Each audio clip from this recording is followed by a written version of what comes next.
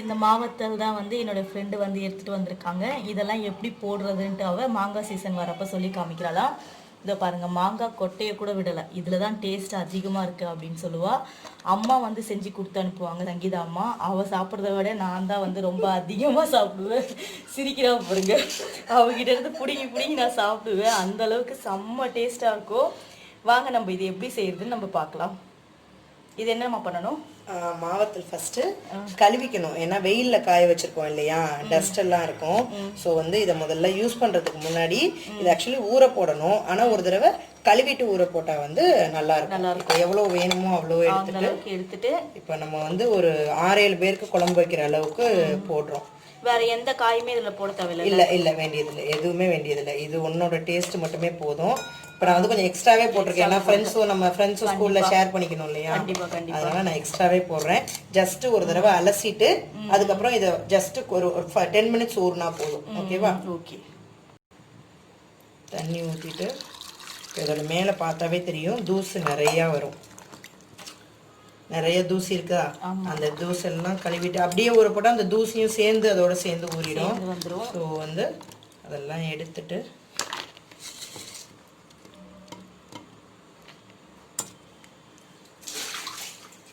ஆனால் ஃப்ரெண்ட்ஸ், என் ஃப்ரெண்டு குழம்பு வச்சாங்கன்னா அப்படியே எண்ணெய் மிதக்கும். ஆனால் வந்து செக்கில் ஆட்டின நல்லெண்ணெய் தான் ஊற்றி கொண்டு வருவா. எல்லாருக்குமே கொண்டு வருவா, ரொம்ப டேஸ்ட்டாக இருக்கும்.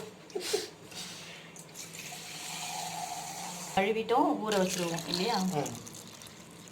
இப்போ இது இன்ஸ்டண்ட்டாக செய்யணும் அப்படின்னா எனக்கு 10 நிமிஷம் கூட டைம் இல்லை அப்படின்னா நல்லா சுடுதண்ணி எடுத்து இதே மாதிரி கழுவிட்டு சுடுதண்ணி போட்டு ஊற போட்டு ஒரு 2 மினிட்ஸில் எடுத்துடலாம். ஓகே. இப்போ நம்மளுக்கு டைம் இருக்கு இல்லையா, இனிமேட்டு தான் வெங்காயம் எல்லாம் அறிய போகிறோம். அதனால் அப்படியே ஒரு பச்சை தண்ணிலே. ஓகே, சரிப்பா, நம்ம போகலாம். இந்த குழம்புக்கான புளி ஊற வைக்க போகிறோம். நான் வந்து ஒரு எலுமிச்சம்பழத்தை விட கொஞ்சம் பெருசு, ஏன்னா நாங்கள் ஒரு 7-8 பேருக்கு செய்கிறதுனால கொஞ்சம் புளி எக்ஸ்ட்ரா. நீங்கள் என்ன புளி யூஸ் பண்ணுறீங்களோ உங்களுக்கு புளிப்பு தெரியும் இல்லையா, அதுக்கு தகுந்த மாதிரி போட்டுருக்கேன். இந்த குழம்பு நல்லா புளிப்பாக இருக்கணும். ஆனால் வந்து நான் கொஞ்சம் கம்மியாகவே போட்டிருக்கேன், ஏன்னா மாவத்தல் போட்டிருக்கோம் இல்லையா, அதில் புளிப்பு இருக்குங்கிறதுக்காக. இதில் கொஞ்சம் உப்பு போட்டிங்கன்னா சீக்கிரமே ஊறிடும். ஓகே, போட்டு இப்போ ஊற வச்சுருக்கோம். ஓகே, இது ஒரு 1/2 hour ஊறட்டும். அதுக்கு ரொம்ப இல்லை, ஒரு 10 ஒரு 20 இருக்கும்.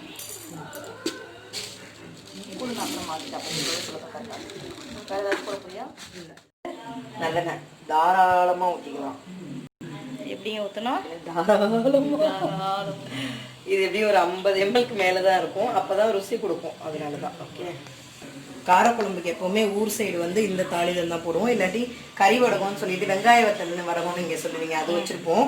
நான் இங்கே வர்றது எக்ஸ்பெக்ட் பண்ணல, எல்லாத்தையும் எடுத்துகிட்டு வந்திருப்பேன். அது போட்டால் இதெல்லாம் எதுவுமே போட வேண்டியது, எந்த தாளிப்பும் போட வேண்டியதில்லை. ஈவன் வெங்காயம் கூட போட வேண்டியதில்லை குழம்புக்கு. ஓகே, இப்போ இதில் வந்து வெந்தயமும் கொஞ்சம் துவரம் பருப்பும் தாளிதம் போட்டிருக்கோம். சரியா? சட்டி வந்து கனமான சட்டியாக இருக்கிறதுனால கொஞ்சம் ஹீட் வரதுக்கு கொஞ்சம் நேரம் ஆகும். ஓகே, அதுக்குள்ளேயும் நம்ம புளி கரைச்சி வச்சு குழம்பு கரைச்சி வச்சுக்கலாம். புளி வடிகட்டிக்கணும். அதுக்கப்புறமா அதோடையே நாங்கள் தக்காளி வந்து அதோடையே நாங்கள் போட்டு பிசைஞ்சு விட்ருவோம். தக்காளி இங்கே மாதிரி வெட்டி அதோடு சேர்ந்து தாளிக்க மாட்டோம், பிழிஞ்சு விட்ருவோம். அதுக்கு முன்னாடி நாங்கள் புளியை நல்லா கரைச்சிக்கிறோம். ஓகே, இப்போ புளி கரைச்சாச்சு. இப்போ நல்லா தாளிப்பு எண்ணெய் காஞ்சிருச்சு இல்லையா, தாளிப்பு வர ஆரம்பிச்சிருச்சு. நல்லா இந்த ஸ்மெல்லே ரொம்ப நல்லா இருக்கும். இதோட தோரம்பருப்பு ஆட் பண்ணிக்கிறோம். நாங்களாம் வந்து இங்கே தோரம்பருப்புலாம் போட மாட்டோம். ஆனால் சங்கி வந்து தோரம்பருப்பு போட்டுட்டு அது சவந்தோன்னா கறிவேப்பிலை கொஞ்சம் போட்டுக்கிட்டா. அது காரக்குழம்புக்கு எந்த விதமான காரக்குழம்பு இருந்தாலும் சரி, நாங்கள் புளிக்குழம்புன்னு சொல்லுவோம், இங்கே காரக்குழம்பு சொல்றீங்க இல்லையா, சின்ன வெங்காயம் தான் போடுவோம். புளிக்குழம்புனாலே சின்ன வெங்காயம் தான். பூண்டு சரிக்கு சரி எவ்வளோ இது சேர்க்குறோமோ இது எப்போவுமே மிதக்கும் பூண்டு. ஆமாம் ஆமாம் ஆமாம் ஃப்ரெண்ட்ஸ், அதே மாதிரி சின்ன வெங்காயம் இல்லைன்னா நம்ம பெரிய வெங்காயம்லாம் போட்டு செஞ்சுருவோம். ஆனால் சங்கி அவங்க அம்மா வந்து பர்ஃபெக்டாக அது இருந்தால் தான் கரெக்டாக செய்வாங்க அப்படின்னு சொல்லுவாள். அது இல்லைன்னா அந்த குழம்பை வந்து வைக்க மாட்டாங்கன்னா வேறு குழம்புக்கு போயிடுவாங்களாம். அதே மாதிரி பாருங்கள், பூண்டு எவ்வளோ நிறைய உரிடின்னு சொல்லிகிட்டே இருந்தால் நம்ம நல்லா உரிச்சு நல்லா மிதக்க விட்ருப்போம். பூண்டையும் ரொம்பவே டேஸ்ட்டாக இருக்கும் இந்த குழம்பு. எண்ணெய் அதே மாதிரி. ஓகே, இப்போ தக்காளி கரைக்கிறோம். நான் முன்னாடியே சொன்னேன் இல்லையா, தக்காளி அதிலேயே கரைச்சிருவோன்னு நல்லா மசிச்சு விட்டுறணும்.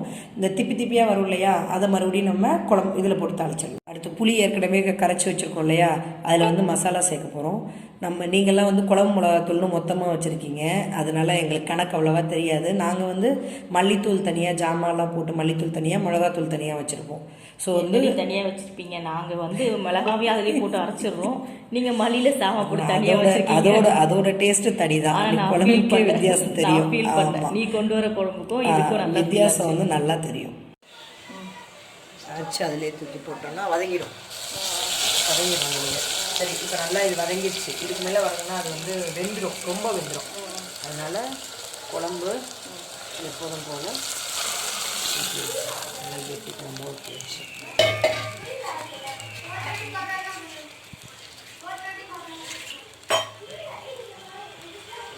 மாவத்தில் எப்போ போடுவாப்பா? குழம்பு கொதிச்சு கொஞ்சம் லைட்டாக ஒரு கொதி வரும். அதை வரேன். அடுத்து குழம்பு கரைச்சி விட்டாச்சு. இப்போ மாவத்தூள் சேர்க்குறோம். ஏற்கனவே தண்ணியிலலாம் கழுவி வச்சுருந்தோம் இல்லையா, தூசி எல்லாம் போக, அதை எடுத்து ஊற வச்சதுக்கப்புறமா குழம்பு நல்லா இந்த மாதிரி நுரக்கட்டி வந்தோன்னு தான் போடணும். முதல்லே போட்டால் ரொம்ப அது ஒரு மாதிரி கரைஞ்சி ஓடிடும். ஓகேவா? இந்த பதத்துக்காக தான் நான் பண்ணேன். இப்போ வந்து நீ கரெக்டாக சொல்கிறல்ல, இந்த நுர வந்த உடனே தான் போடணும்னு சொல்லிட்டு, அதெல்லாம் வந்து சரியான பதம். நீ வந்து எங்களுக்கு டைரெக்டாக சொல்லி கொடுக்க சொல்ல இந்த ஸ்டேஜில் எங்களுக்கு தெரிய மாட்டேங்குது. ஆமாம்ல, நான் சும்மா வாயால் சொல்லுவேன். அடுத்து பாரு, தேங்காய் அரைச்சி வச்சுருக்கோம். அதுக்காக இதில் வந்து நான் ஆல்ரெடி அந்த பொருளெல்லாம் காமிச்சிருப்பேன், கொஞ்சம் மிளகு இதெல்லாம். ஓகேவா? எங்கள் ஊரில் தேங்காய் இல்லாமல் குழம்பே கிடையாது. மீன் குழம்புல மட்டும்தான். பேராவரணி ஃபுல்லாக தென்னை மரமாக வச்சுருக்கீங்க, தேங்காய் நிறைய கிடைக்கும். நாங்கள் எங்கே போகிறது எல்லாத்துக்கும். ஆமாம், கூட்டு செஞ்சாலும் சரி, பொரியல் செஞ்சாலும் சரி, நீயே பார்த்துருப்பேன். தேங்காய் இல்லாமல் எதுவுமே கிடையாது. ஸோ இதுலேயும் கட்டாயம் தேங்காய் இருக்கும். மிளகு கொஞ்சம் சேர்த்தா இன்னும் கொஞ்சம் சுல்லுன்னு இருக்கும். ஆமாம், கொதி வர்றதே பார்க்குறதே தெரியும். இந்த மாதிரி நல்லா ஒரு கொதி வந்தோன்னா அந்த தேங்காய் இருக்கிறத வந்து நம்ம ஊற்றிடலாம். ஆமாம், நல்லா கொதிக்கும் பொழுதே நல்லா ஸ்மெல் வந்துச்சு. அப்போ நம்மளுக்கு பசங்க வந்து கத்திகிட்டே இருந்ததால் அப்போ டைரெக்டாக வாய்ஸ் கொடுக்க முடியல.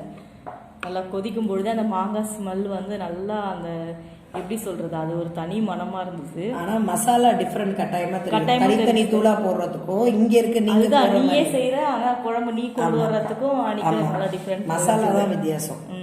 அதுல கொஞ்சம் மல்லித்தூள் கம்மியா போட்டு மிளகாத்தூள் வந்து நிறைய போடுவோம். இது அப்படி போட முடியாது இல்லையா, ரெண்டு கலந்து. நாங்க வந்து எங்க ஃபேமிலி பிரகாரம் 1 கிலோ தனியா 1 கிலோ மிளகா போட்டு அரைச்சு வச்சிருக்கோம். சரிக்கு சரி. சரி. ஆமா, அதுதான் வித்தியாசம். மற்றபடி நல்லா கொதிச்சிருச்சு.